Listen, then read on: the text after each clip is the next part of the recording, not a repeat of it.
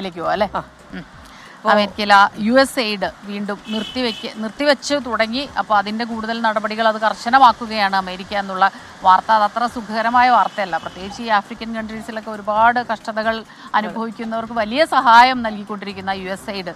അപ്പോൾ അത് കർശനമാകുമ്പോൾ ഇപ്പോൾ ട്രംപ് നമ്മുടെ ഇന്ത്യക്കാരെ തിരിച്ചയച്ചതുപോലെ തന്നെയാണ് ഇത്തരം കാര്യങ്ങൾ വരുന്നത് എന്നുള്ളതാണ്. അതെ, മധു കൊട്ടാരക്കരയുണ്ട് അവിടെ നിന്ന്, ന്യൂജേഴ്സിയിൽ നിന്ന്. മധു, ഗുഡ് ഈവനിങ്. അപ്പോൾ എന്താ പറയുക, മുന്നും പിന്നും നോക്കാതെയുള്ള ട്രംപൻ നയങ്ങൾ അങ്ങനെ ഓരോ ദിവസവും നമ്മളിങ്ങനെ നോക്കുന്നത് നാളെ എന്താവും അടുത്ത നിമിഷം എന്താവുമെന്നായിരിക്കും. അപ്പോൾ ലോകാരോഗ്യ സംഘടനയിൽ നിന്നുള്ള പിന്മാറ്റം, കാലാവസ്ഥാ ഉച്ചകോടിയിൽ നിന്ന് പിന്മാറുന്നു, അങ്ങനെ അമേരിക്കക്കാരുടെ നികുതി പണം കൊണ്ട് ആരും നന്നായി ജീവിക്കേണ്ട എന്നൊരു നിലപാടിലേക്ക് പോവുകയാണല്ലോ ട്രംപ്. ഏറ്റവും പുതിയ തീരുമാനം. Good morning Christina, Smitha. അതുമാത്രമല്ല, നിമിഷം മുമ്പ് അന്താരാഷ്ട്ര കോടതിക്ക് ഉപരോധവും ഏർപ്പെടുത്തിയിരിക്കുകയാണ് ട്രംപ്. ഇനിയിപ്പം ഈ വാർത്തയിലേക്ക് വരികയാണെങ്കിൽ, അമേരിക്ക നൽകുന്ന വിദേശ സഹായങ്ങൾ വിശദമായി പഠിച്ചതിന് ശേഷം ആവശ്യമുള്ള സഹായങ്ങളൊക്കെ നൽകിയാൽ മതി എന്നാണ് ട്രംപിൻ്റെ ഒരു നിലപാട്. വലിയ തോതിൽ ഈ പണം ദുരുപയോഗം ചെയ്യുന്നു എന്നാണ് ട്രംപ് ഭരണകൂടത്തിൻ്റെ ഒരു അനുമാനം.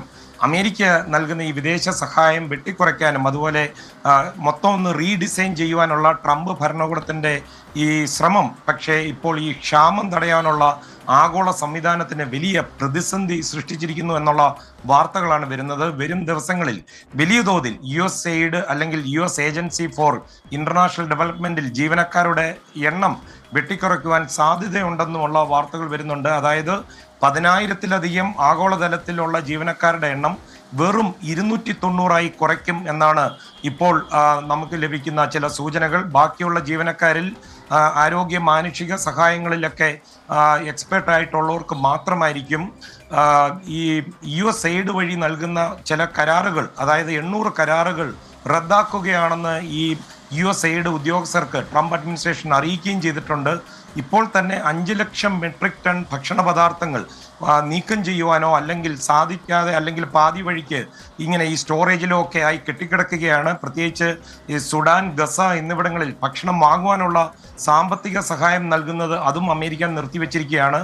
നേരത്തെ ഈ അടിയന്തര ഭക്ഷ്യ സഹായം തുടരുവാൻ അനുവദിക്കുമെന്നാണ് സ്റ്റേറ്റ് സെക്രട്ടറി മാർക്കോ റൂബിയോ പറഞ്ഞിരുന്നത്.